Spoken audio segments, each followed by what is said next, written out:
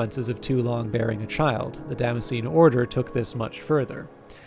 At one point, male initiates were required to undergo castration and female initiates to strangle any children they had previously born.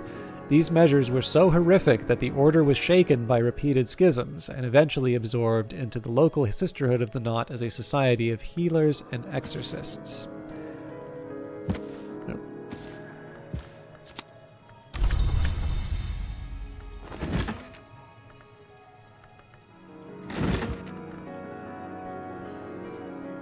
Yeah, we'll start with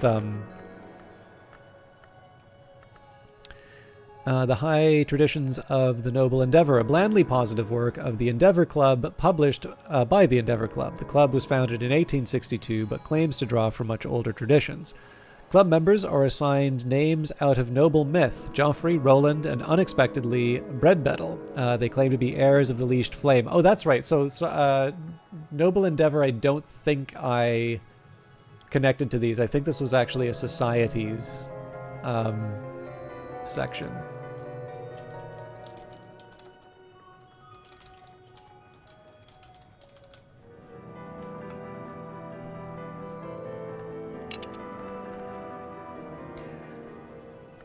Club members were assigned names out of noble myth, Joffrey, Roland, and unexpectedly Breadbettle. They claim to be heirs of the Leashed Flame, which gave the island of Britain such appalling power in some histories. Their endeavor itself is a purifying fire which makes its fuel something more than human. This transformation, however, is no longer encouraged by the club, and perhaps the work is coy on this, no longer permitted.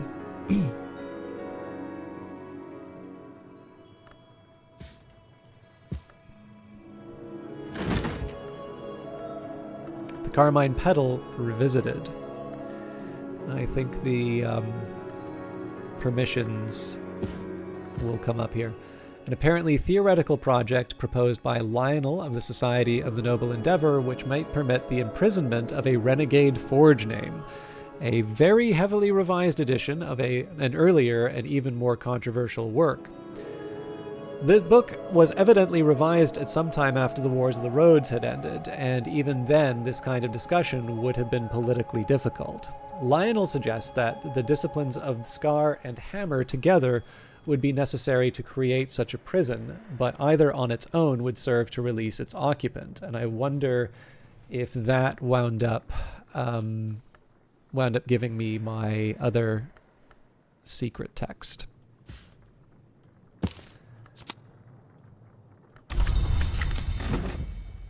Okay, that was a lot. We've got 2 Faust, so I think... Oops.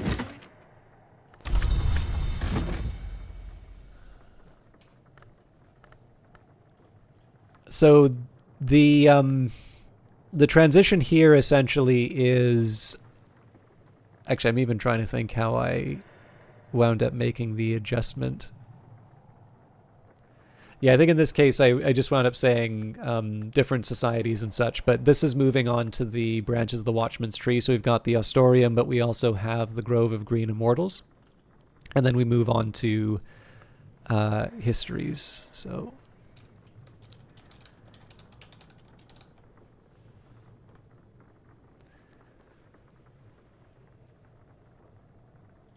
there's sort of a general interest section here too, but I'll see if I can maybe figure out a pattern as time goes by. So there's one argument which says we should read all of the works related to the Watchman's Tree in one big go. That is actually feasible today too. I think that's what I'm going to do. It's going to be a little dull while I sort of get everything together, but there is a small advantage to reading things sort of in close proximity to each other.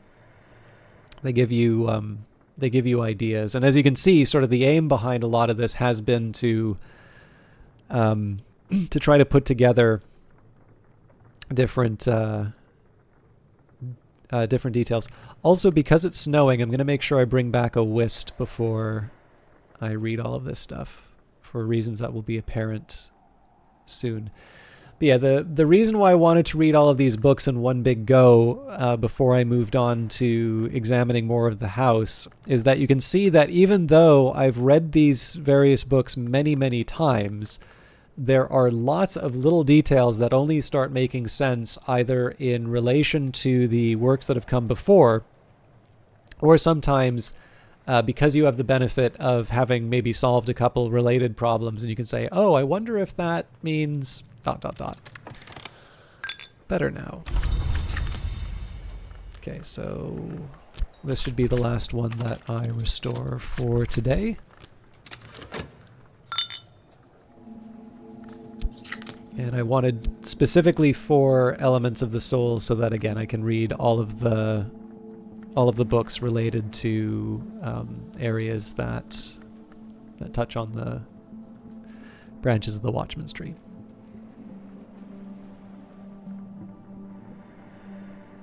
And then at the end of today, we'll be crossing over into spring, but I am going to pick up some tea. Or refill some tea, I guess would be the right way of putting it.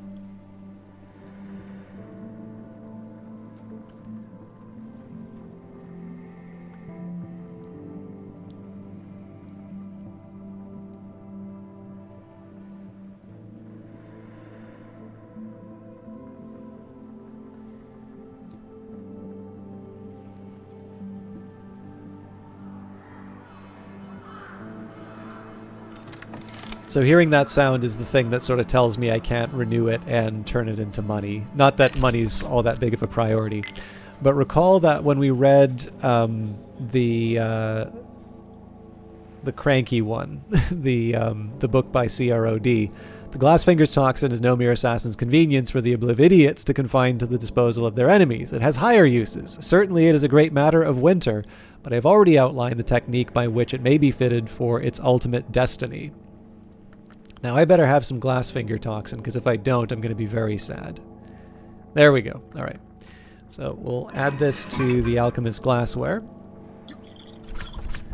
And the reason why... So we've got the snow. Actually, the Wormwood Dream... So I was going to say the snow is really helpful here, but in this case, unless I can find... Actually, hang on. So it's liquid...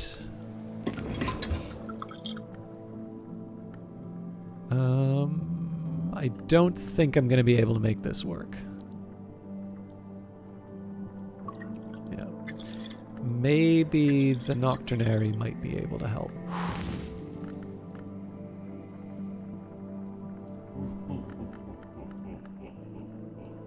Mm-hmm.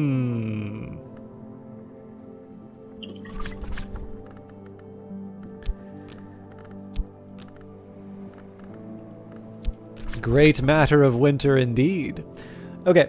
So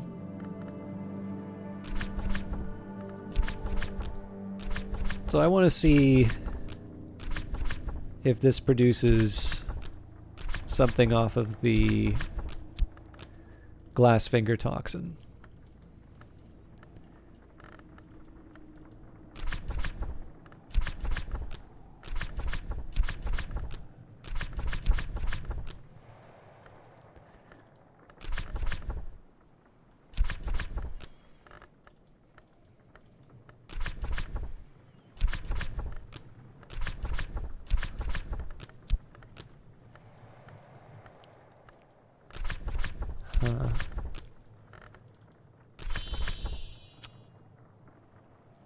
Interesting. So the Ragged Crossroads and Glassfinger produces Nillikant.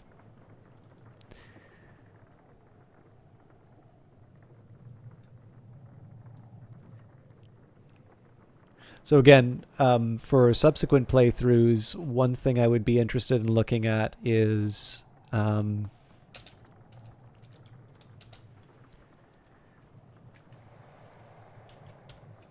does the... Oh dear. Does that book actually give you Ragged Crossroads?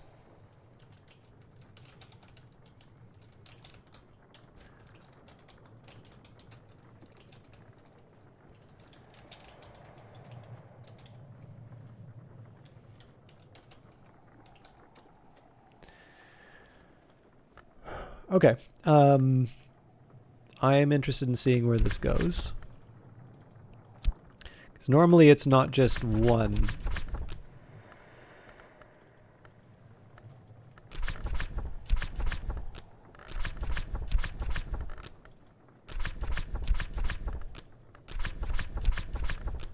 I will try this at the alchemist's desk as well.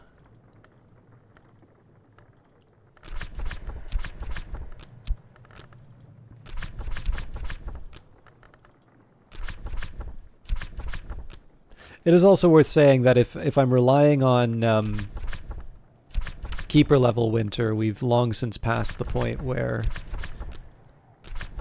the unrelated skills are going to help, but I still want to give it a good showing. Okay.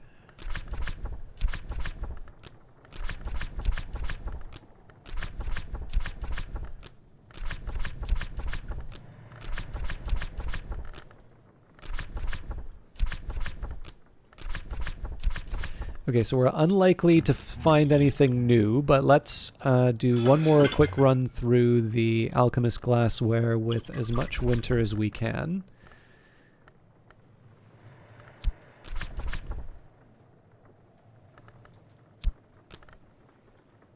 And I think this might actually be a point where the remains can help.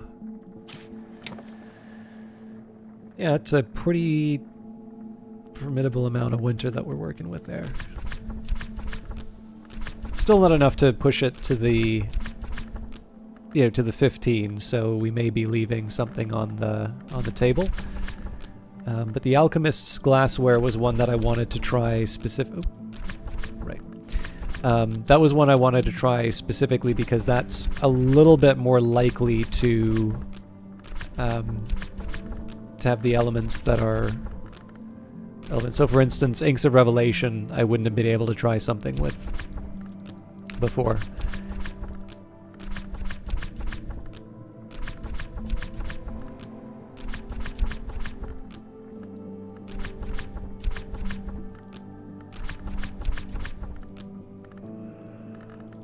Okay, we know this. Yeah, that's actually really interesting. So it's 2 level 15. So there's a second interesting implication here. The fact that there is not a high-level edge for this one. There's actually multiple high-level winters, so that means when I run into more of... So this would be a good example, right? It is entirely possible that one of these is an extra forge.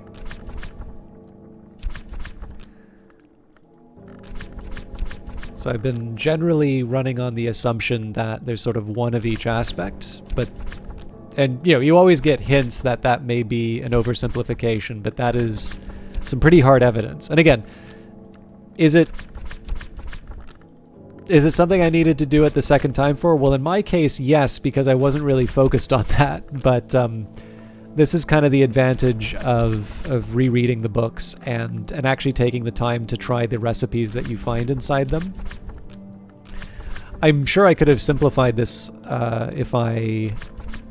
if I remember to write down the skills that I got from certain books, but I didn't think they would be as important as they wound up being. But yeah, anyways, we've got what we need. We are now ready to read about the Ostorium and the Grove of Green Immortals, and then we will call it a day.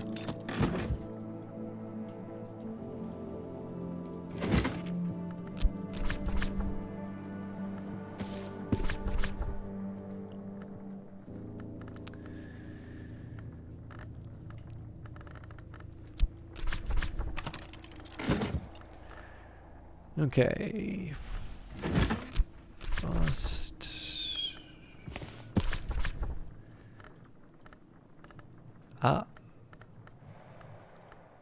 I made an error. Okay. There is a way around this. It just means it's going to get a little awkward in terms of the placement of various items. So I completely forgot that the tablets actually have a language that I need. All good. But I am going to follow through on my threat to get some tea. So let me just... Yep, I'm caught up on my to-do list. I'll let the day pass, but I'm going to take a small break I know we probably only have about 45 minutes left, at least under the normal standards, but I need something to drink. I actually am feeling very snacky, but I'm trying to avoid the habit of like just reflexively ordering stuff when I feel hungry.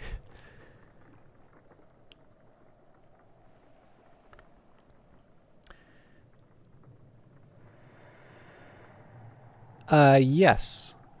Well, I mean the main reason for it is just because if I assume that I'm never going to be able to find that possibility of I'm never going to find that possibility of, oh, okay, maybe this was something that was related to unlocking a treasure. Now, I'm probably not going to find a treasure in an overt like crafting station, but if there's just something unrelated to recipes that comes up, then yes, I absolutely need to do that.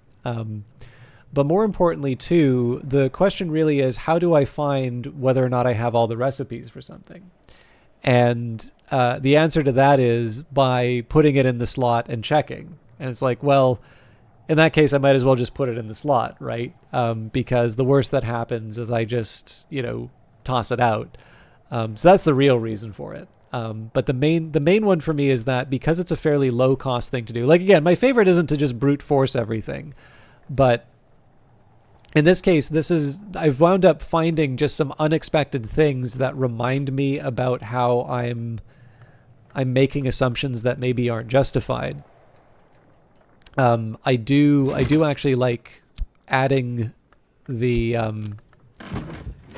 I do like adding these things, even if it feels like there's not going to be a direct benefit to it, because if I'm completely honest, most of the things that I do, I think I could fairly say these do not have a direct benefit. But they're still getting me things. So that's the primary motive. So we're gonna have to wait for tomorrow to be able to read that other tablet. But I am going to leave you with this lovely music. I'm going to take a hopefully short break. It depends on how long the kettle takes to boil. But the aim here is going to be to get some tea, and then we will finish. I know it's been more of a quiet night tonight, but we'll try and put the rest of the books in the. Hang on. It says I've only been streaming for 17 minutes. Was there an interruption to the broadcast that I'm unaware of?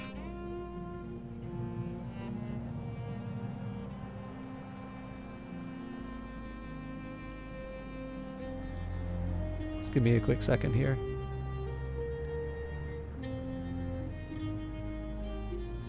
Odd. Okay, well, apparently my video got broken up into 2 parts.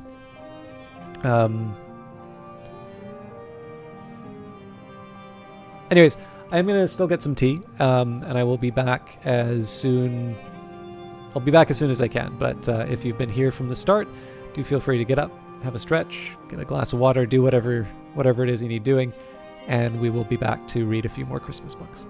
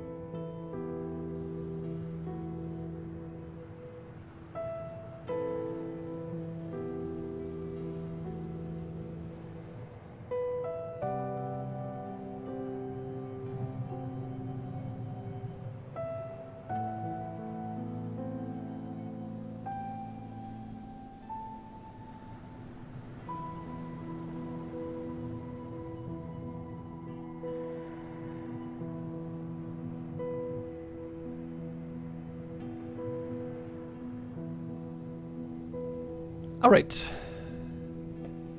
I have tea. So, again, we don't have too much more time together. I'd like to go really late again, but one of the things I've been wanting to try and do is, this is more for the benefit of those of you that kind of come somewhat regularly. Whenever the start time drifts, it's normally because I'm trying to catch up on various things that went undone during the day, usually because either I had a late start to the day or, some work got in the way or whatever. And very often what will happen is I will try and get some stuff done after the stream, and it winds up taking a long time, and that's usually why I have like a late start to the day. So where I can, I've never really been a morning person, and I'm not entirely sure there's a huge benefit to me like trying to completely reorganize the time in which I feel most effective doing things. But there is still, like, you can still get lots of good and worthwhile things done in the evening without going, till virtually sunrise. And one of the things that I've been trying to do is not let the weekends go too insane in terms of how late things go, because of course it's hard to reset after that, and then essentially just try and take all of that stuff that's normally kept me from starting the stream and just trying to get that done like first thing if I can during the day. So that does mean a few sacrifices on the back end, but the hope here is that over time this will translate into a little bit more discipline in terms of streaming start times. We'll see though. Anyways, I believe I've already harvested the Elements of the Soul from the books. We'll read them as a big group of 4, but we do want to wait for spring. And of course, it may be Numa. So if it's Numa, we're not going to bother reading any books, and instead we're going to play around with our skills.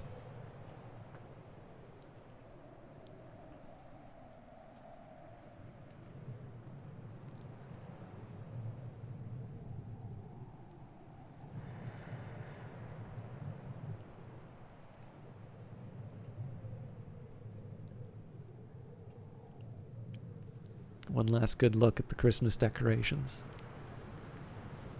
Well, as far away as they can be.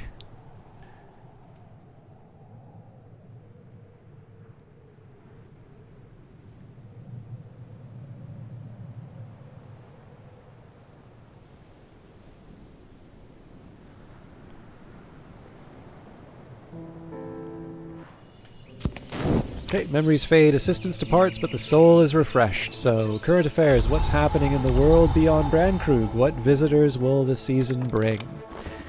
Yearly stipend. The yearly stipend from St. Ronwin's has arrived, along with the usual rather sniffy reminder that I should spend it wisely. Well, I've certainly spent it. Hello, Misspelled Girl. How are you doing? So if we don't have Numa to worry about, we can go ahead and get some more books read. So we'll start with the remaining tablet.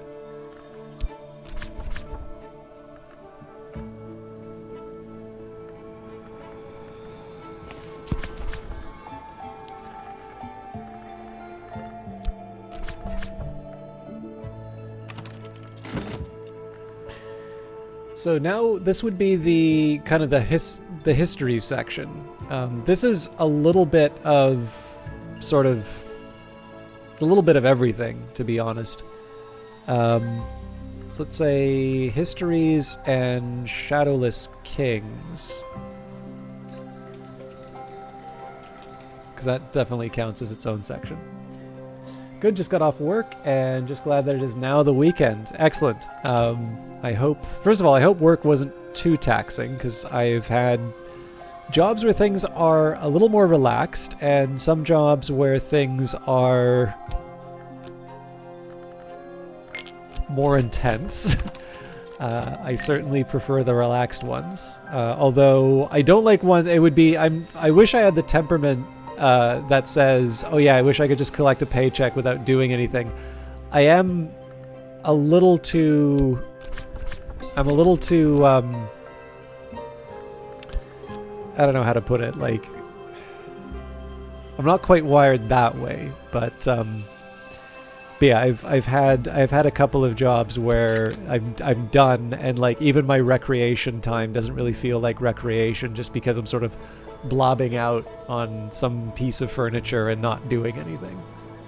Bit stressful, but it's all good now. All right, I'm glad to hear that. I don't recall if you are a Book of Hours fan at all or not. If it was a bit stressful though, I can think of no better game to make things nice and relaxing.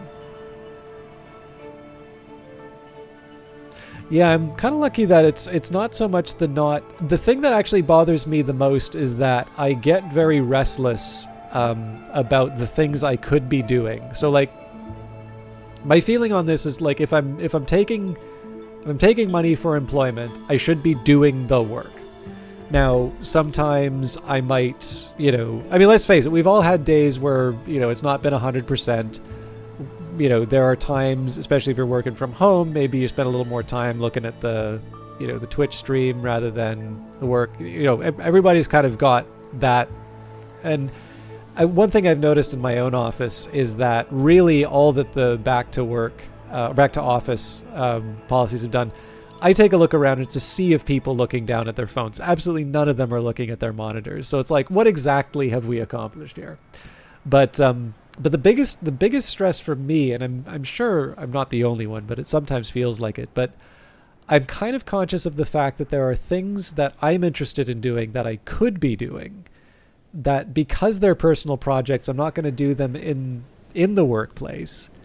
And yet it's just this tremendous feeling about the huge waste of time that's happening that always makes me a bit antsy. I don't know. Anyways, let us not talk about the negatives.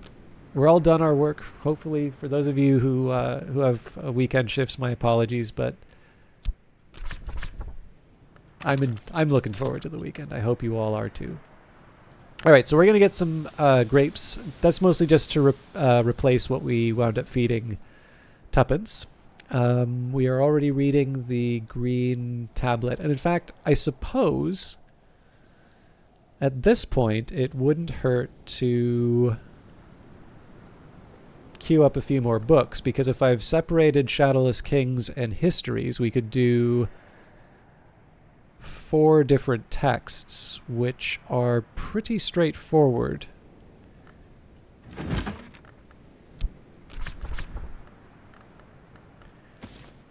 So the Carisham Portalon. This gives me a chance to use my FET.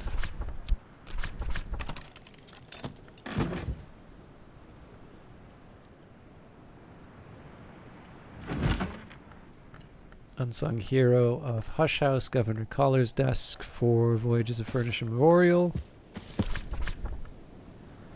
If you've seen, should have that. And then the Consider verb for Stolen Histories.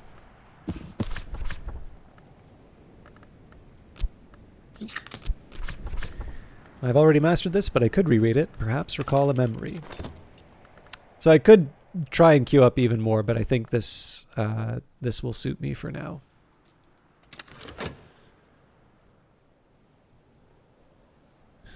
Yeah, the if I could find a way of incorporating Book of Hours into my my daily work routine, beyond, I'm really looking forward to when the soundtrack is released, because being able to, I've had Cultist Simulator play while I've worked before. That was a good one. It definitely infuses. I mean, I have to make an assumption here that there are probably a decent number of knowledge workers among the viewership.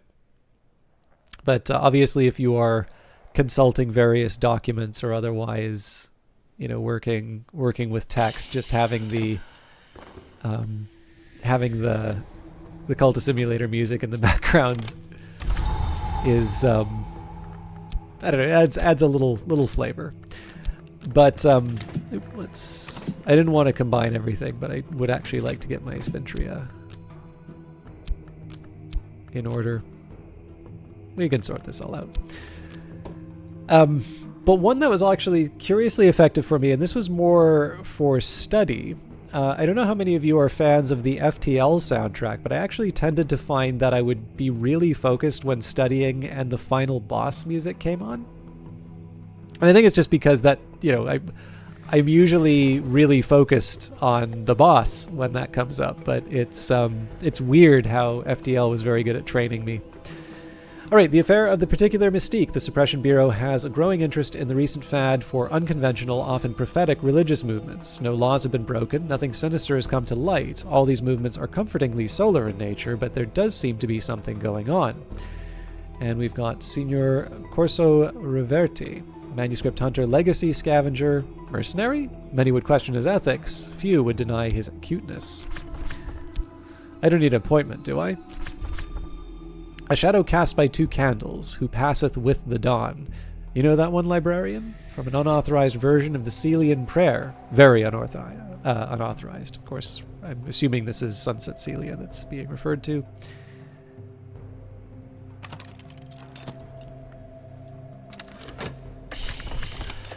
A lot of dawn iconography around these new cults. Some of them have a little pash for figures like Sunset Celia, who you might know is theologically interesting. Archbishops paid me to look into the origins of the Celian prayer, see if anything embarrassing might come up.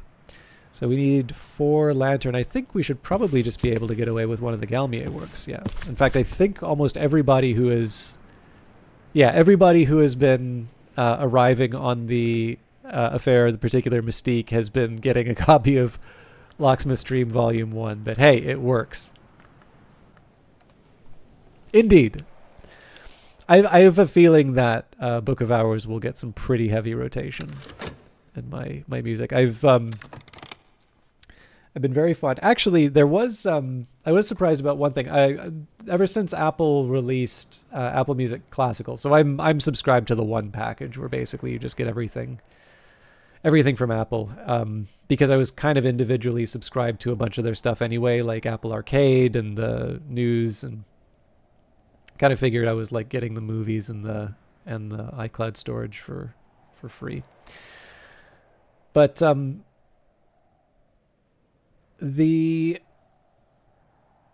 guess the one thing that I kind of liked, actually, if you could just give me a second here. I mentioned earlier in the stream that it seemed like somebody was trying to log into one of my social media accounts.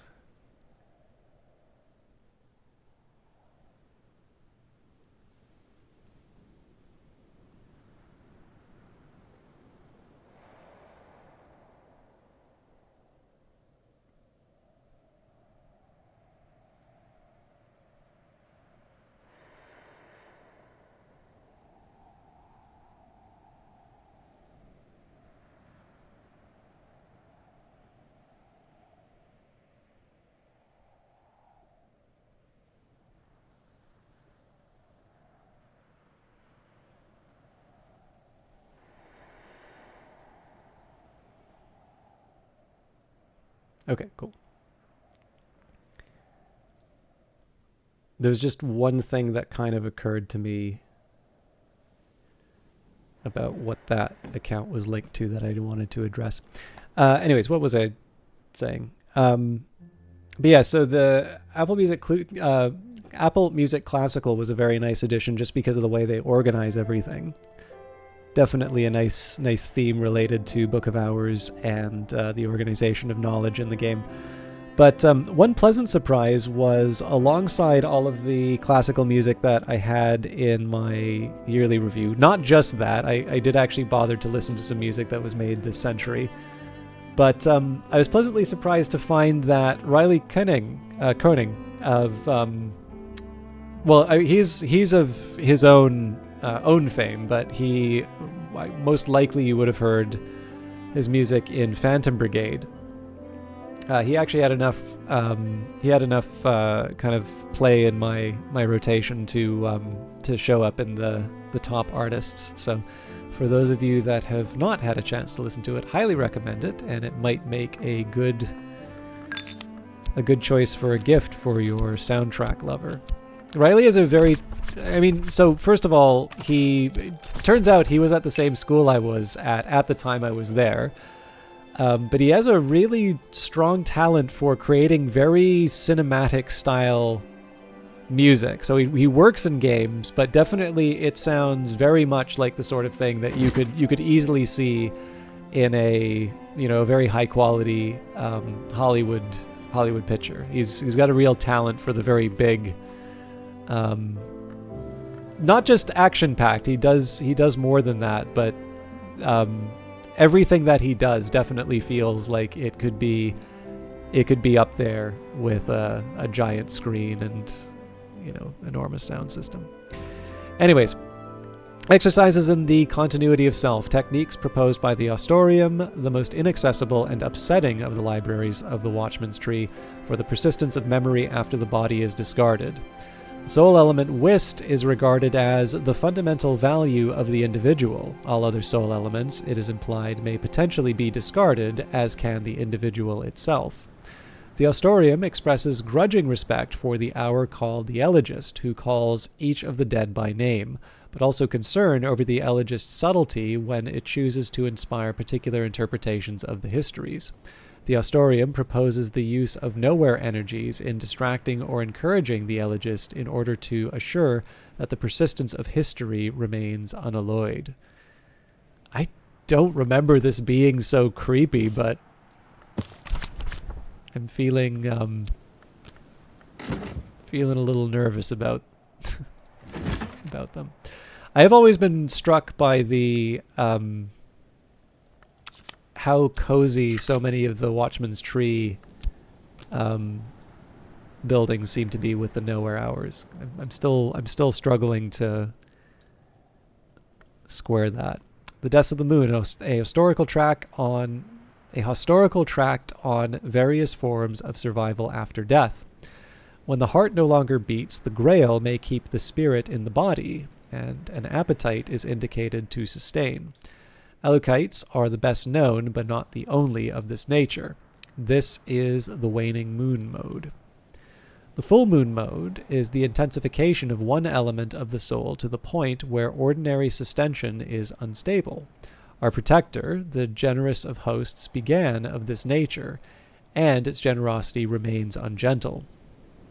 It is possible for the body's health or the heart's core to outpace the other elements, so that a static mode becomes impossible and growth proceeds in dramatic stages until balance remanifests.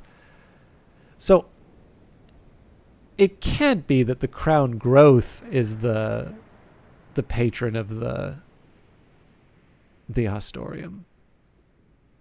The full moon mode is the intensification of one element of the soul to the point where ordinary sustention is unstable. Our protector, the generous of hosts, began of this nature, and its generosity remains ungentle.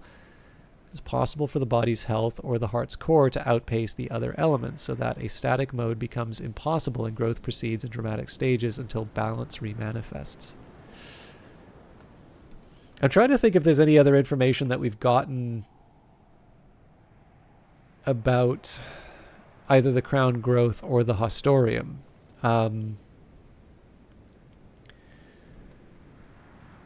Because we had, what was it? Was the Mare in the Tree was the one overseeing the Grove of Green Immortals, which we'll be moving on to with the white and green tablets.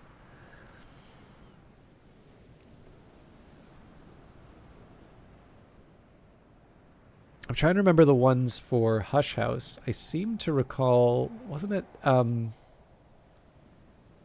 the Heart Hours, I think.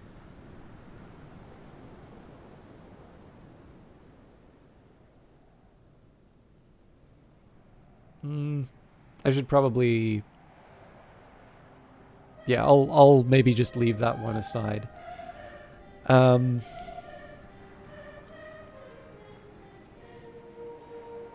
just trying to think of the other... I'm trying to think of the other potential...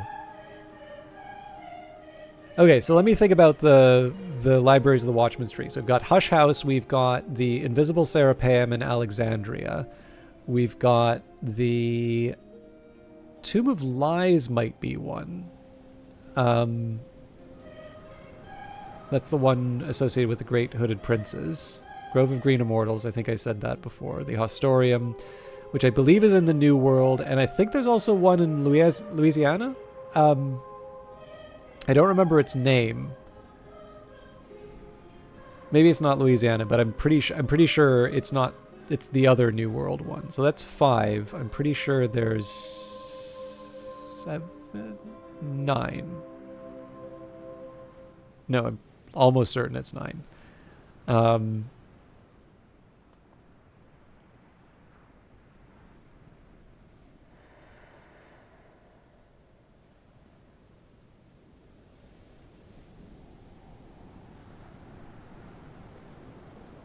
I don't know. I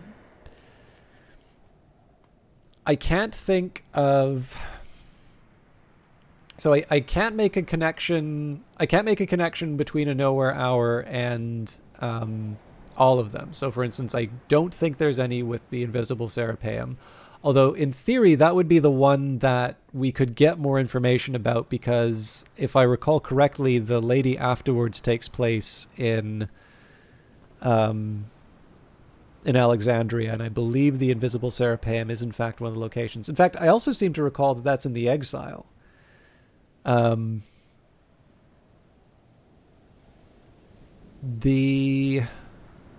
We do know that the patron of the Grove and Green Immortals is the Applebright, which I believe is directly from one of the updates from Weather Factory. So I am actually hanging quite a bit on the Nowhere Hours that I know. And to be honest, I don't actually have that much of a connection. I don't know, though. There definitely seems to be something about the Crown Growth and the Ostorium from that reading, though. So I don't think I'm going to get that resolved sitting and reading this again, but I'm trying to even think, how else might I...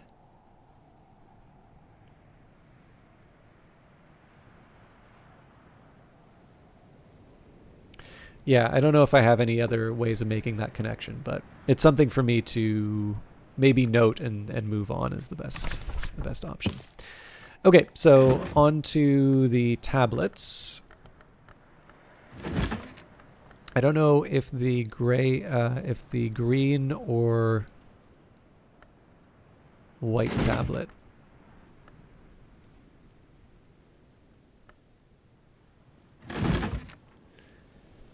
The green jasper tablet supposedly copied from a tablet of green jasper which serves as the covenant stone of the monastery of the fifth. Oh, hang on. These are totally different. Okay, so the green jasper tablet. So one of the 9, in this case, is the monastery of the fifth cup. For some reason, I thought it was also both of them were the Grove of Green Immortals. Okay, I'm doubly paying attention now. Supposedly copied from a tablet of green jasper which serves as the covenant stone of the monastery of the fifth cup, the token that gives that library shelter beneath the watchman's tree. Humankind hid itself from the glory's light in the roots of the watchman's tree, but for every chink we stuffed with cloth and hair we opened another, and the light crept in, until we looked below into nowhere, and the eye of the mare in the tree winked red. Okay, well, now we have another Nowhere Hour showing up. The tablet expounds the dangers of inviting in the Nowhere Hour called the Mare in the Tree, and also of forbidding her entry since she can never entirely be denied. Along the way, it reveals the secret of the sacrament malachite, in which the merry mare merrily sips, brewed with the rights of the roots from the Numa pear in the presence of sufficient nectar aspect. All right, well, that's definitely one for me to take a note of.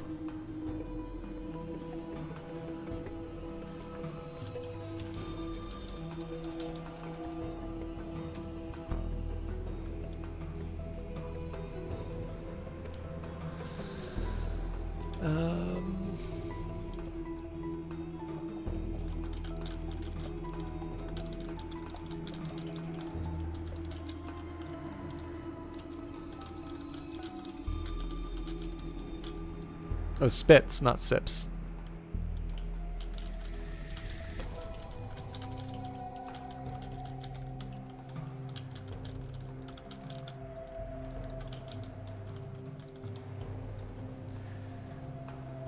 I don't believe there was authorship information here.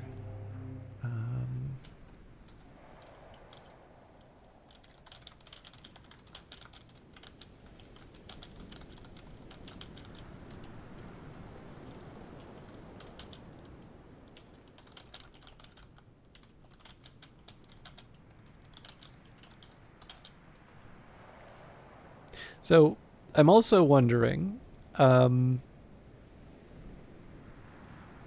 given the association with these various stones, what if so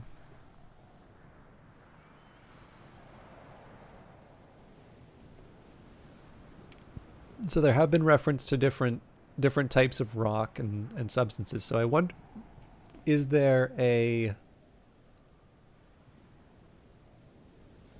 stone for each of the libraries? Because I seem to remember there was a reference with the wheel locks and the foundations of Hush House, but also there was reference to Treowyn. Treowyn isn't one of the branches of the Watchman's Tree. Probably not one for me to spend too much time thinking of now, but we do have a recipe to work with. So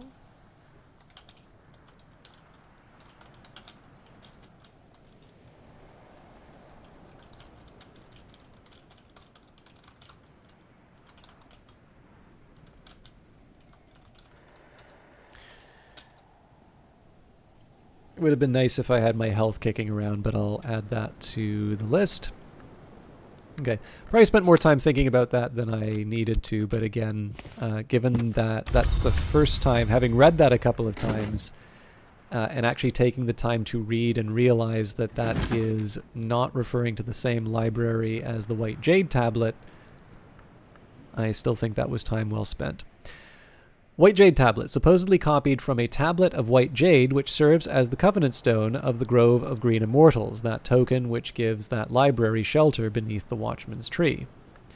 When humankind emerged from the weft of the roots, we were smeared with the filth of crumbled ages. The foolish sought to wash it from themselves, but our skins were yet soft and fell easily from us. The tablet expounds the dangers and pleasures of abandoning appearances in search of essence. Along the way, it reveals the secret of Skinshuck Mead, which can be brewed from honey by application of the rites of the roots if enough moth aspect is present. Okay, so not as much lore,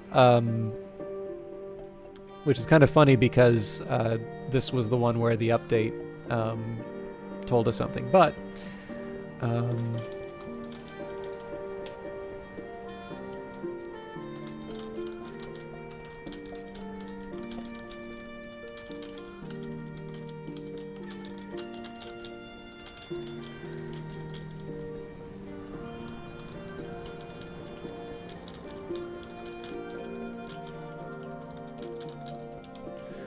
so I believe we already have both of those specifically with Rites of the Roots, but as always, we learn something whenever we redo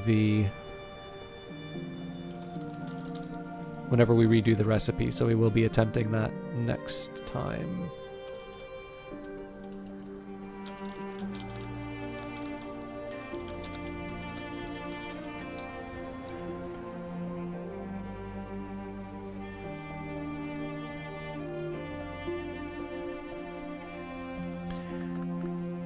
That description again.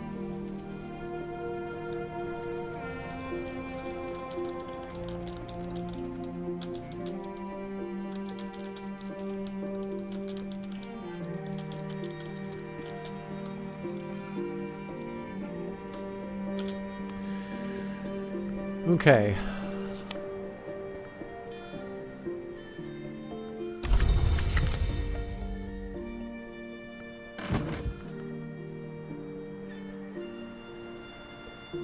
Next up, the Karashim Portolan, a beautifully illustrated and heavily annotated Portolan, a nautical atlas of ports and destinations. It quickly becomes clear that many of its destinations no longer exist or never existed in the traditional sense, but the annotations remain fascinating. The routes to Noon, the Long Sanctuary along the Western Sea, may remain viable. Two pages have been gummed together. When teased apart, they reveal a route to Ys Behind the Wave, marked in red and gold inks with heavily underlined warnings. Here the final city, strike the hours, lest the earth and sky break open. So I'm not quite sure how widely known this is, but my understanding is Ys is a legendary city, like a sunken city, so I'm thinking kind of something like Atlantis. I think near Brittany? But yeah, so Ys is not just an invention for Cultist Simulator. It is something that if you search it out, you will see references to it.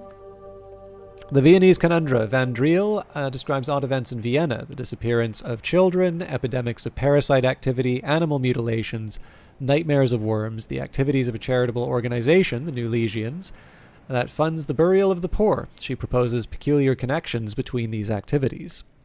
When the individual K attends the meetings, black dogs are sacrificed and quartered. When the element M is in attendance, black mares are found with their throats slashed. I propose that these sacrifices are not necessary, but that our Legion friends may consider them fitting. Herewith, diagrams of the mutilations. It's a fun series of action RPGs by Neon Falcon. Yes, actually, that's a question I have, because I am familiar with the name of the RPG series, but I'm curious if it's actually set in it. And because you've reminded me of it,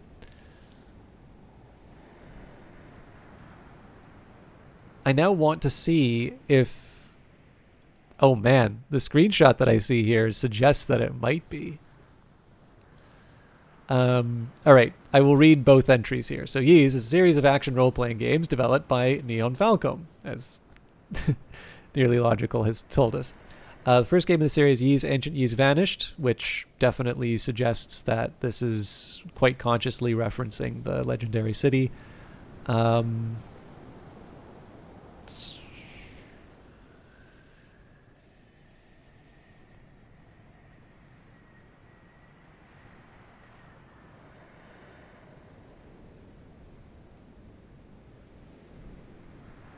Talks about building a tower.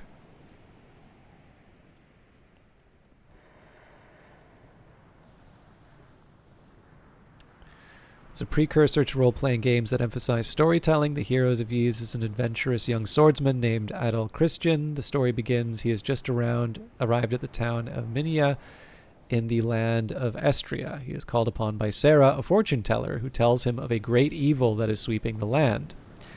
Adol is informed that he must seek out the 6 books of Ys. These books contain the history of the ancient land of Ys, which will give him knowledge that he needs to defeat the evil forces. This is actually sounding very Secret Histories. Okay, so here's the legend. Ys is also spelled Is or Caries in Breton, and Ville-d'Ys in French, is a mythical city on the coast of Brittany that was swallowed up by the ocean. Most versions of the legend place the city in Baie de Douarnenez. In the original Breton, the city receives the name Caries, which translates as Low City. Cair is the Breton word for city and is related to the Welsh Cair. While Ys is related to Welsh Isel, Scottish Gaelic Iosel, and Irish Isel. Sorry, I'm very bad at pronunciation. Low. The legend. Different versions of the legend share several basic common elements. King Graelon in Breton ruled Ys, a city built on land reclaimed from the sea. Somehow described as rich in commerce and the arts, with Graelon's palace being made of marble, cedar, and gold. In some versions, Graelon built the city upon the request of his daughter Daut, who loved the sea. To protect Ys from inundation, a dike was built with a gate that was opened for ships during low tide. One key that opened the gate was held by the king. Most versions of the legend present Graelon as a pious man and his daughter, Princess Daut, as wayward. Daut, sometimes called Az, is presented as frivolous and an unrepentant sinner, or sometimes as a sorceress. However, in another version, that of an ancient ballad, Graelon himself is blamed by his people for extravagances of every kind. In most variations, Dowd acquires the key to the dikes from Gradlon, and its misuse leads to catastrophe. Commonly, Dowd steals the keys, made of either silver or gold, from her father while he sleeps, either to allow her lover inside for a banquet, or after being persuaded to do so by her flattering lover. She opens the gates of the dikes, either in wine-induced folly or by mistake, believing she is opening the city gates. The sea inundates the city, killing everyone but the king. A saint, either Saint Gwynol or Saint Coritan, wakes the sleeping king and urges him to flee. The king mounts his horse and takes his daughter with him. As the water is about to overtake him, a voice calls out, "Throw the demon thou carriest into the sea, if thou dost not desire to perish." Dowd falls from the horse's back, and Gradlon is saved. In the Bad version, it is Gradlon himself who throws her off on St. Gwynol's orders. In some versions, after falling into the sea, Dowd becomes a Morgan, or mermaid, who continues haunting the sea, and can be seen combing her golden hair and singing sad songs. Some 19th century folklorists also collected old beliefs that said during the low tides, the ruins of Ys could be seen, or the sound of its carillon could be heard. In Legrand's version, Saint Gwynol goes to see Gradlon and warns him about the sins being committed in the city, which is absorbed in luxury, debauchery, and vanity. God has warned Saint Gwynol that he is going to punish the city, and the saint tells the king to flee since God's wrath is about to fall upon the city. The king flees the city on horseback. A storm falls upon the city and quickly inundates it. The main culprit is Princess Dowd, the king's indecent daughter, who has stolen the key, symbol of royalty, from around her father's neck. Gradlon takes refuge in Quimper. Quimper is a commune and prefecture in the Fenestre department of Brittany in northwestern France. Other versions of the legend tell that Ys was founded more than 2,000 years before Gradlon's reign in a then dry location off the current coast of the Bay of Douarnenez. Again, pronunciations all over the map for me. But the Breton coast had slowly given way to the sea so that Ys was under it at each high tide when Gradlon's reign began. How much more do we have? I think we have enough to be able to read this out. Development of the legend. While legends and literature about Gradlon are much older, the story of Ys appears to have been developed by the end of the 15th century and the 17th century. An early mention of Ys appears in Pierre Lebau's Chronique et Histoire de Breton, 1480, in which Gradlon is king of the city, but Dowd is not mentioned. Bernard d'Argentre? L'Histoire de Brittany plays and mystery plays on the life of Saint Wynwyl in the 16th century also provide early references to the city. Albert Legrand's Vie de Saint de Bretagne Amérique, 3rd edition, published in 1680, contain all the basic elements of the later story, including the first known mention of Dowd. Literary versions. In 1839, Tiersart de la Villemarque published a collection of popular songs collected from oral tradition, the Berzaz Breize. The collection achieved wide distribution and brought Breton folk culture into European awareness. In the 2nd edition, the poem Liveden Guéry, The Submersion of Caries, appeared in this. The same basic story elements are present in this version. Dowd steals the key at the incitement of a lover. Villemarque studied several versions of the song and created his song using the best material from each. As a result, the song mentions several traditions. In stanza 5, it mentions King Gradlon's horse that can only be heard once a year during the Black Night, a detail he may have borrowed from Les de Granlet, probably written in the late 12th century. Also, the last verses of the song mention a fisherman seeing a mermaid combing her hair and singing a sad song. The mermaid is now transformed into a Morgan, which references another tradition. It also appears that elements of the text of this version were adapted from the medieval Welsh poem about the legend of Cantor Gwaelod, a very similar Welsh legend about a land that disappeared beneath the ocean as a result of human error.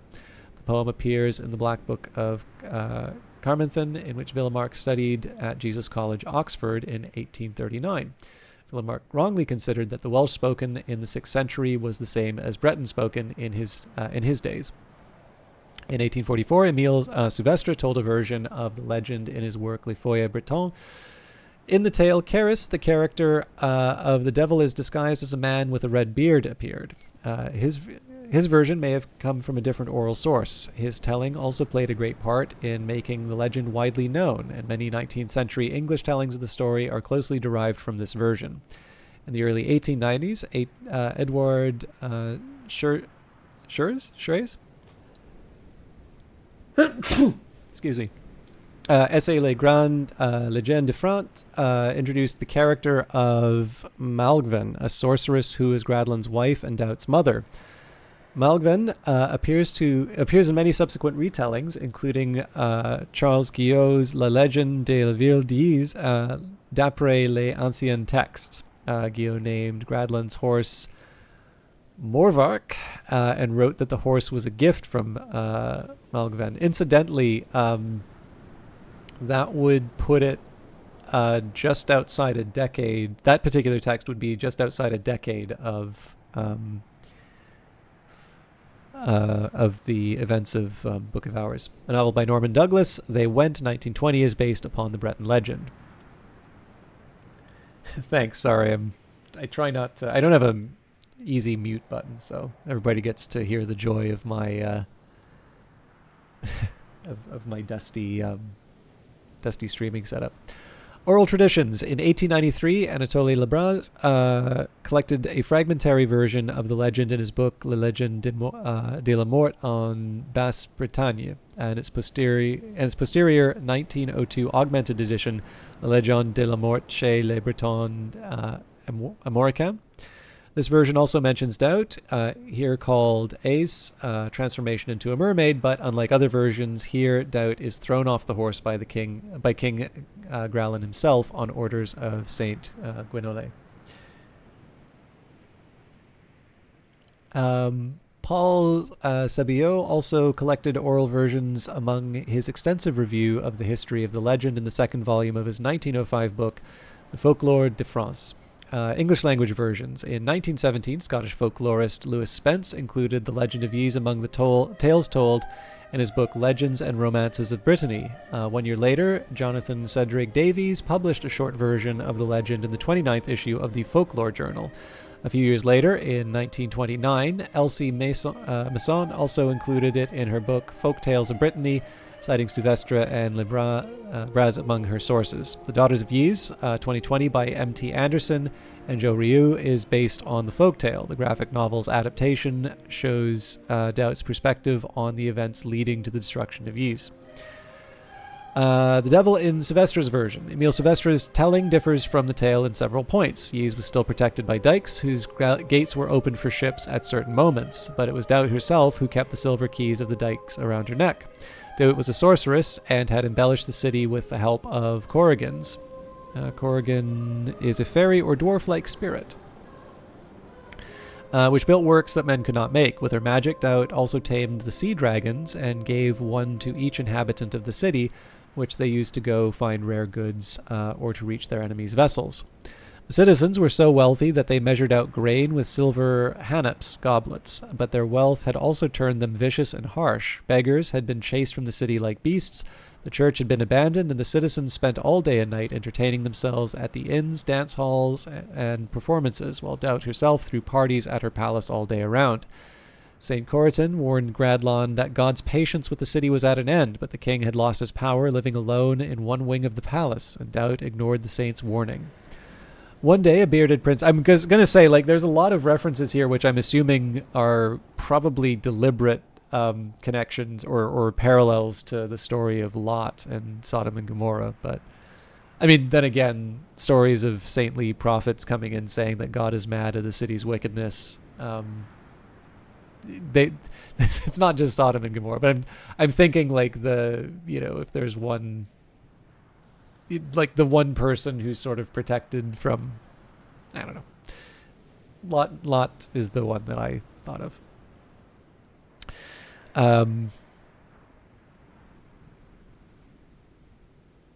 Where was I? All right. One day a bearded prince dressed in red came to Ys, seduced Doubt and her friends with his compliments and sweet words. He promised to them to dance a new kind of branle. type of French dance popular from the early 16th century to the present. And he played the tune on his bagpipe, sending everyone into a frenzy. Well, obviously the bagpipe is music of Satan. I don't know where that whole fiddle story came from, but I'm pretty sure Satan plays the bagpipes. He took advantage of the situation to steal the dike's keys from Doubt, and taking his true appearance as the demon, used them to open all the dikes, allowing the sea to flood the city. Saint Corentin appeared in Gradland's chambers and urged him to flee. He mounted his black horse and ran. When he passed Doubt's castle, he threw herself on her father's horse, but the horse stopped suddenly. St. Corentin told the king to push Doubt off the horse, but Gradland could not do it, so it was Corentin himself who hit her with his crozier to make her fall off into the sea. The horse ran again, taking the king to safety. When Gradland looked back from the ruins of the city, the demon mockingly showed him the silver keys.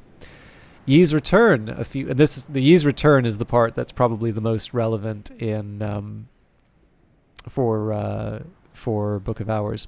Ye's return. A few legends speak of Ye's resurrection. The Braz mentions one which says that on the day it happens, the first person who sees the church's spire or hears the sound of its bells will become king of the city and all of its territory. There is another legend told in a Breton saying that when Paris is swallowed, the city of Yez will rise up from under the waves. In Breton, par means similar to Yez. Pavo bejut Paris ec advaso Caris. When Paris will be engulfed, will re-emerge the city of Yez. Finally, adaptations in the arts. Incidentally, it does not mention Book of Hours in here, but several famous artistic adaptations of Yez appear in the late 19th and early 20th centuries. E.V. Luminet's painting The Flight of King Gradlan, depicting Gradlan's escape from Yez, scored a success in the Salon of 1884. Music, Le Roi de Yez, an opera by the French composer Edouard Lalo, which premiered in 1888, transforms the story significantly, replacing the figure of Doubt with Margaret, whose motive for opening the gates with the aid of her own betrothed Carnac is her jealousy at her sister Rosin's marriage to Milio, characters who are also inventions of Lalo. Also inspired by the story of Yez is Claude Debussy's La Cathédrale Anglouti is found in his first book of preludes, published 1810. This is a prelude intended to evoke the atmosphere of the legend by its sound. In 1929, M.C. Escher made a woodcut print inspired by Debussy's piece, also titled La Cathédrale Anglouti. Alan Stivell's album Renaissance of the Celtic Harp opens with a track entitled Yez. Harpist Joanna Newsom titled her sophomore album Yez after the mythical city. The story of Yez also inspired the 1972 album of the same name by the Italian progressive rock band Il Balento di Brozo. Finally, Cornish composer William Llewellyn Harris wrote his third and largest opera, The Sunken City, about Carriès. The three-act prologue and epilogue opera completed in 1992 has not been publicly performed, but there are many private recordings of excerpts. So one of the things I'm actually interested in here, when the soundtrack comes out, I would like to hear a couple of these operas or various musical pieces, because I am wondering, one, I would like to look at the titles of some of these, but I'm curious if any of this music wound up inspiring the soundtrack.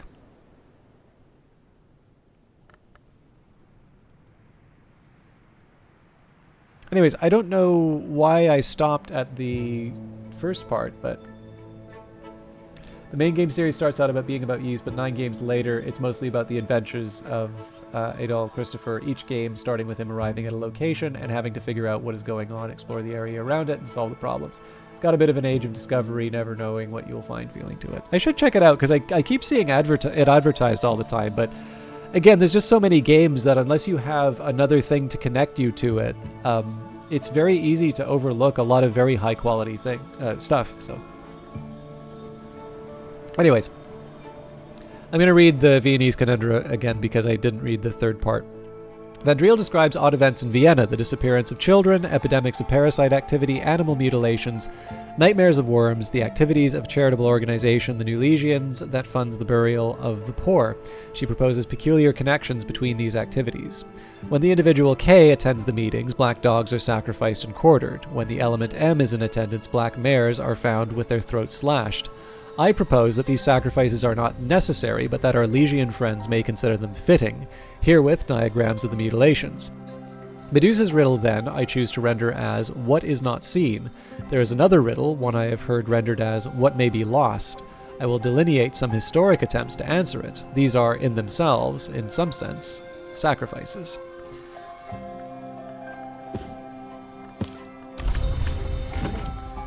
All right. Back on track.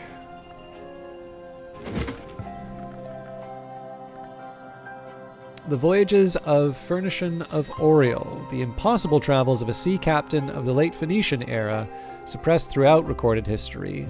Those who read it were said to disappear. Furnishon clearly visited the Mansus, sailing the length of the Painted River. He also claims to have traversed a sea of finest sand, to have dared the blazing waves of the sun's surface, and to have descended to an underworld ocean lit by lamps of black nephrite. And we definitely know, essentially whenever we see references to black nephrite, we know this is a reference to Nowhere. If the underworld ocean wasn't, descent into an underworld ocean wasn't a hint already. Furnishon's final voyage is to retirement on a peaceful island across an evening sea, where he identifies a spring whose waters will keep him safe. I will be forgotten, he declares, and this work my only trace.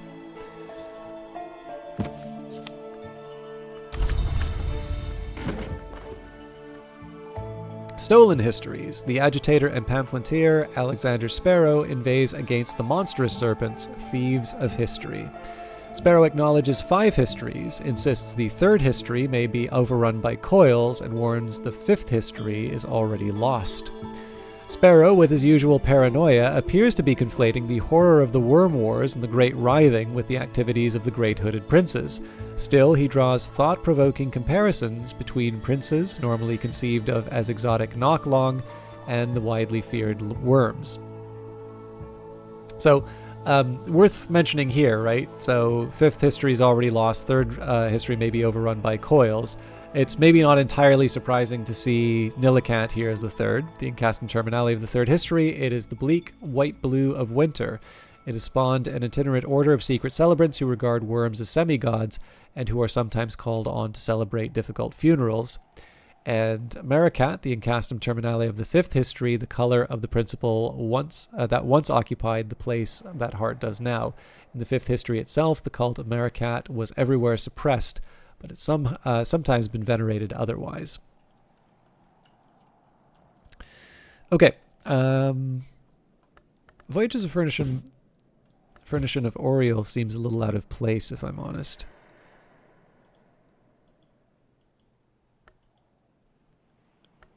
But I'll settle for it. Now we are going to look at the Shadowless Empire. Oh, here we go.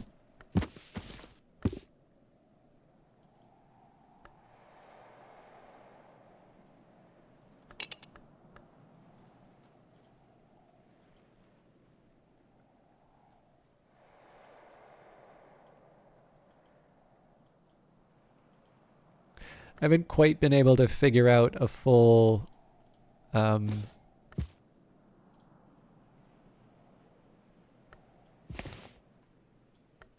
haven't been able to work out a proper label for all of this stuff yet, but let's at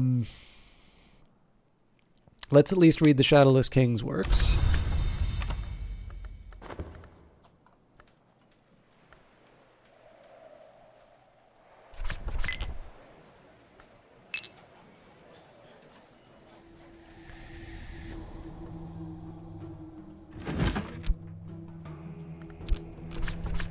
I'm surprised I didn't use that Arab before. All right, so Book of Thrones, a legend of the Shadowless Empire, transcribed by Alexander Peterhans from the Annals of a Secret Shrine in Anatolia. I should probably read that when I actually read the rest of the text.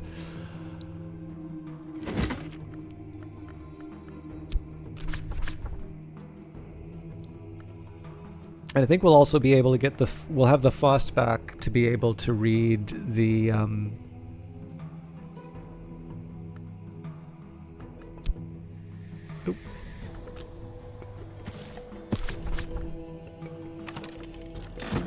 to be able to read the Alexander text, although I was also meaning to read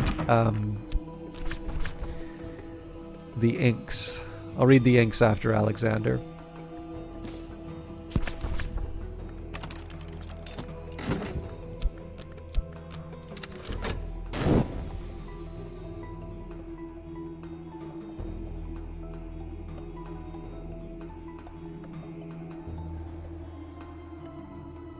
But I should try and do some kind of cataloging. So, Gospel of Zacchaeus, De Ratio Quercum.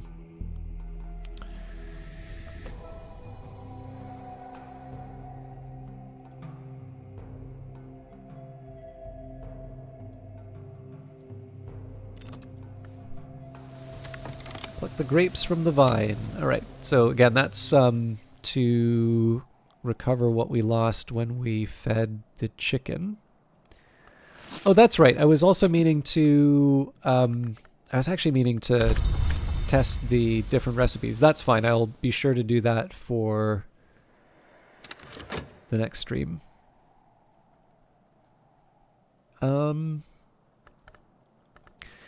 I don't know. I'm trying to find some different ways to organize some of these. Fireworks manual.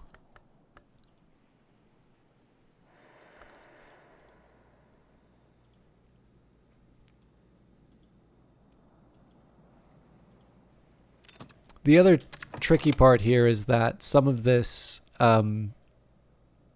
was a bit more ordered, but because the books get reordered a little bit each time, it's hard to keep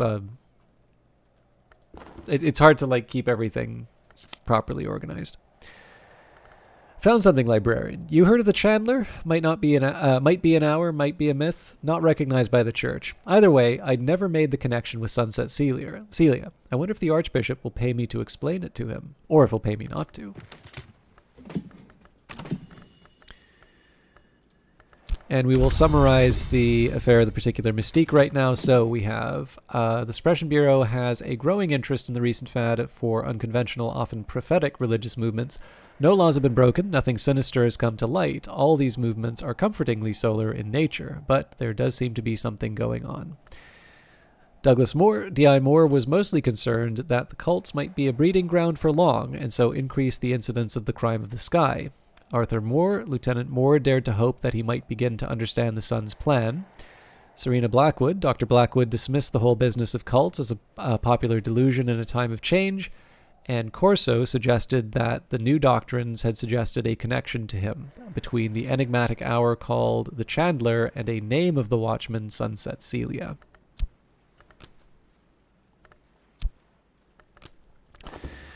Okay. Looks like we're... There we go.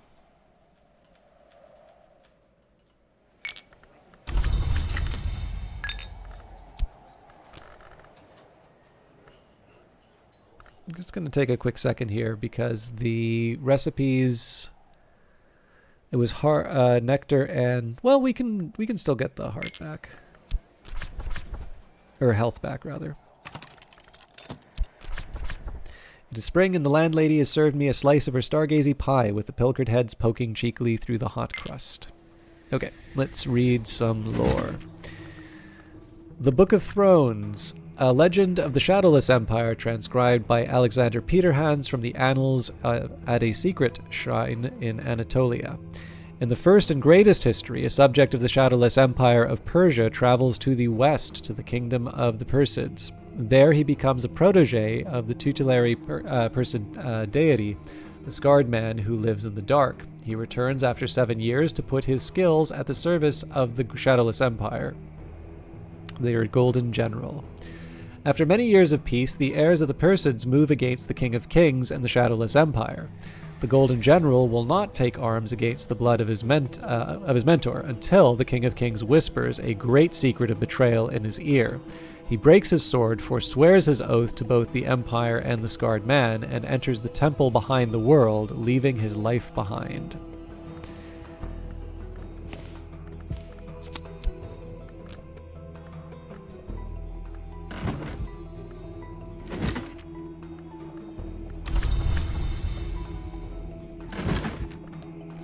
The Book of True Blood. Cassius the Ottoman revealed the deeds of the Unnumbered Legion, the secret army that protected Rome against the Shadowless Empire.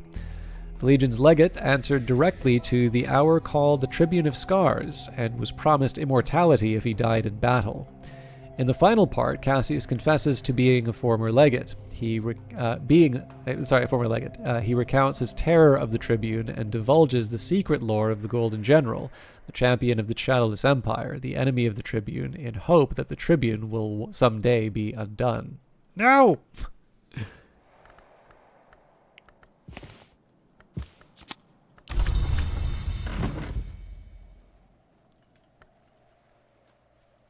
And where's the last one? Here we go. Isaac of Karth's History of the Shadowless Kings, a true and accurate history of the Shadowless Kings by Isaac of Karth. Isaac describes the 1,000-year ascendancy of the Shadowless Empire. The first and greatest history is described herein. The Persian Empire, the son of Achaemenes, the Shadowless Kings, the most glorious empire, survives the assaults of Alexander the Great and flourishes as late as the 5th century. After the fall of Rome, the Shadowless Empire takes Byzantium under its wing and moves east against the land of the Great River.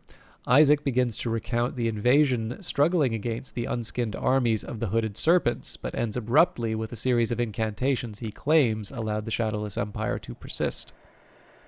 So as always, we like to just take a marker. So the ink in which the first history was recorded by the unwise mortal. Uzalt is the bright gold yellow of lantern. Light lingers on it for a little while, even in the dark. Gold is not needed to mix Uzalt, but amber is. Unobtrusive shrines to Uzalt could sometimes be found in the churches of the Unconquered Sun. I think I'm probably also going to rearrange the order a little bit for that series. So start with the history.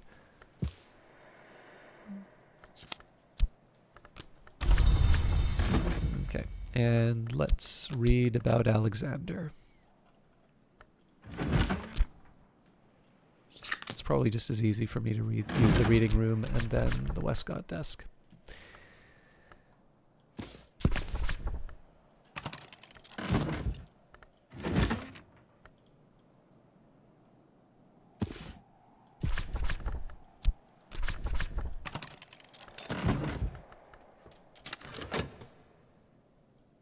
So we still have a little bit of time left in the day. Did I forget to... Nope, we're still renewing an element of the soul. I figure I'll probably just read the individual book. I mean, I do have a little bit of a dilemma here because ending at a point where I start with Gospel of Zacchaeus, it's easier for me to say, oh yeah, I read the Alexander books, now we'll move on from that. Whereas here it's like, oh, did I do Gospel of Zacchaeus? Did I do Ratio Quercum? Like there's no... It isn't so obvious which one I should start with, but I'll manage. I don't think there's an ideal solution to this, to be completely honest.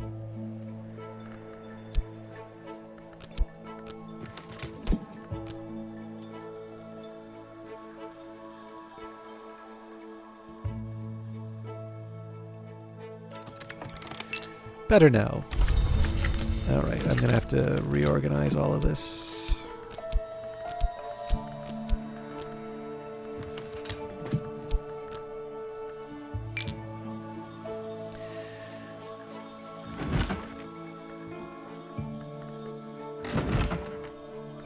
Okay, as the sun is course, Joel of the Bridge, a retired soldier and sometimes tollkeeper, wrote this epic poem about Alexander's famously inexplicable decision at Issus to withdraw from the war with the Achaemenids and his subsequent return to Macedonia.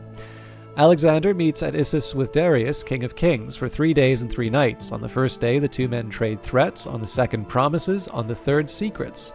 Darius tells Alexander something so shattering that he retires to his tent to consider matters of strength and matters of mastery. At dawn on the 4th day, Alexander announces, "The sun has his course upon which he returns, and so do I. he returns to Macedonia, executing 2 of his captains when they dispute his decision. He brings with him the names of a blind god and a rite of sacred betrayal, for Joel opines without betrayal there would be an end to war. And one of the questions that I have, so one question is, what history did that happen in? And 2, if Alexander did not follow through, I believe the founding of Alexandria, essentially he just sort of said, build it here, and then left. But clearly Alexandria was a large and important city. And so if Alexandria, the city that bears his name, wasn't founded by Alexander, one of the cities that bears his name, obviously there's a lot of Alexandrias. There's nothing saying that Alexandria is in all of the different cities, the histories. However, it does seem to be one of those locations that would be one that should emerge in the different histories. It isn't stated that it is, but we do know, I think Vienna is one that is always present in all of the histories, and I believe Traowen is another as well. So I suppose the question would be that if Alexandria is not founded, then where is the invisible Serapeum in the history in which Alexandria is not founded? And if Alexandria is founded, what are the circumstances under which it is founded? Because clearly that's a fairly significant departure. The world is not wheat. Brown Joshua found this in a well in Hamath. There's an unlikely story that it was abandoned by Alexander during his retreat from Issus. The unknown adept who wrote this proclaims, the world forgets, but the ivory dove does not. The text contains a number of prescriptions for ensuring that certain acts are remembered, including a rite which requires a sacrifice in a particularly monstrous mode.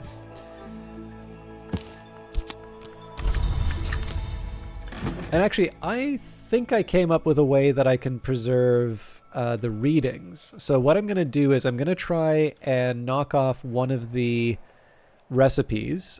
So in this case, the Sacrament Malachite, which requires the Pyrus Auriculanus, which I've kept... Auricalcinus.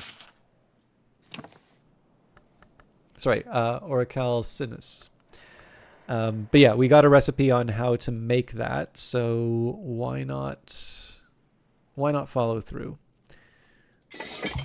So I am curious if...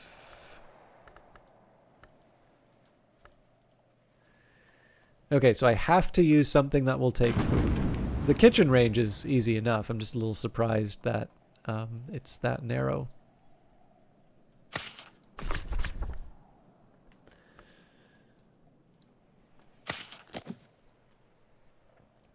Okay, don't have much in terms of nectar memories, but the earth sign should still do the trick. I could also use the impulse, but it was right to the roots. So yeah, we already knew that one. However, as is my way, I do want to try and combine as many of these things. Actually, I might, if I can use nectar at the cucurbit. Never mind, no. We'll test it here and then move on. We'll take care of the honey on the next stream, but this is mostly just to see if there's a recipe of opportunity that might come up. The problem here is most of my nectar stuff is fairly low level, so I'm not expecting miracles, but the reason we do this is because I have been surprised before. And I figure, for me, this is kind of the halfway point. Actually, you know what? I probably could have added Sacrament Malachite, and that might have been...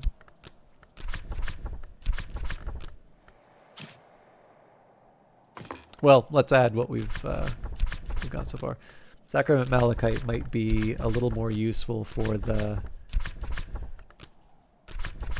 Oh no, we're actually still one short.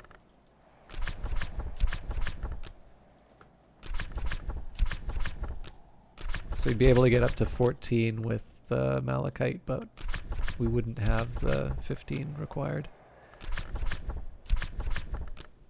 Oop. So Leaves and Thorns is another one. But yeah, I'm not entirely surprised. There's not that much waiting for me there. Okay. Let's bring back an element of the soul.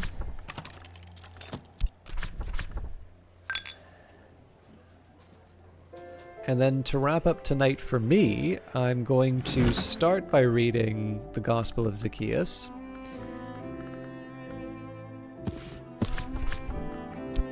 So that'll hopefully be the marker that I'm onto this shelf. But yeah, we'll save this for Monday's episode, because I did say I wanted to try and keep somewhat sane hours, and of course because I started later tonight, it's a bit hard to say that I'm keeping sane hours when I'm stopping streaming at 2, and I know I'm going to have a little bit of work that I do after the broadcast. So I hope you, so number one, I hope you liked the quick overview of some of the Christmas stuff that was added. I like that. I'm somewhat eager to return to Winter over the course of the Advent calendar.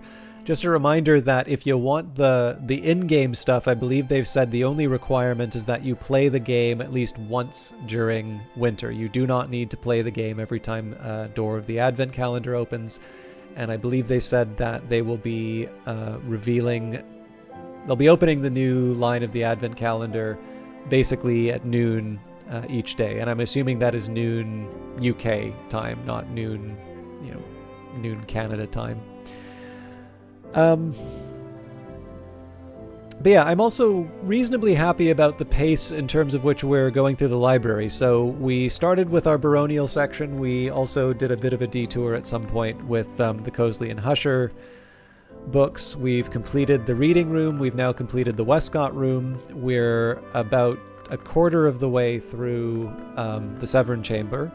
I will tomorrow probably make a detour and read the ink texts. Once that's finished, I believe our last books are in the nave of the church.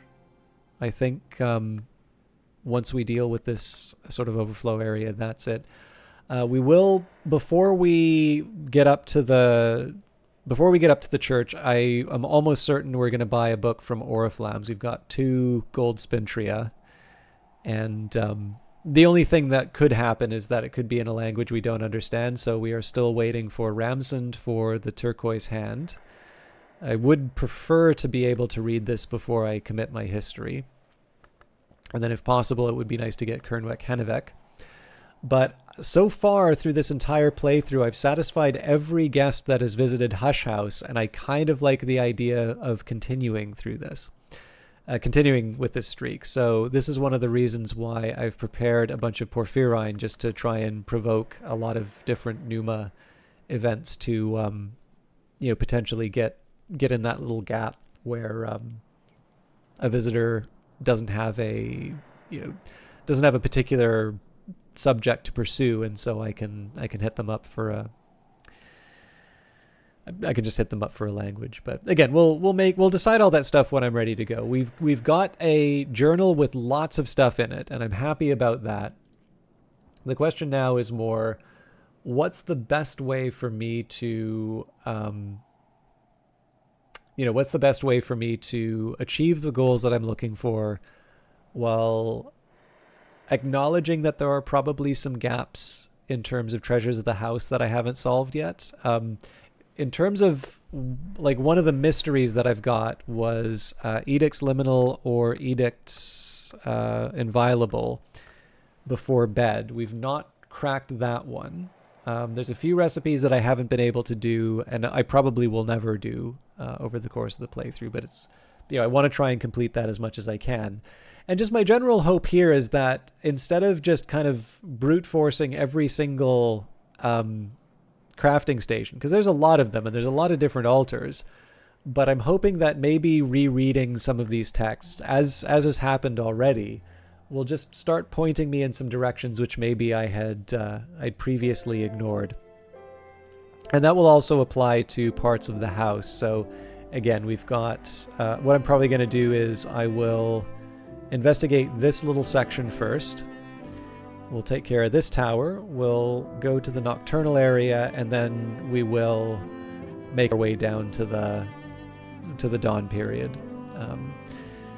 And of course, by that point, I'm expecting that we won't have any books that we need to read anymore, and that really what this is going to be is, examining the items down here, down in the dawn period, and then we're going to start working on all of the consumables. So, I'll be considering sea holly, I'll be considering the pears, I'll basically be trying one of everything, so that I can get all of the little fragments out of that. And if we don't learn anything new, I will throw my hands up and say that this was not the playthrough where I would learn those mysteries, and we'll save it for another one.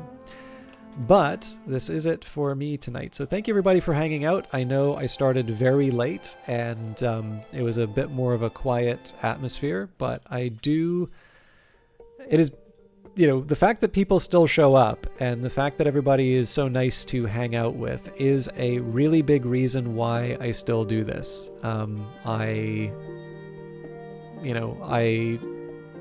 I don't think it's appropriate to sort of turn around and say, okay, there's not enough of you, I'm leaving.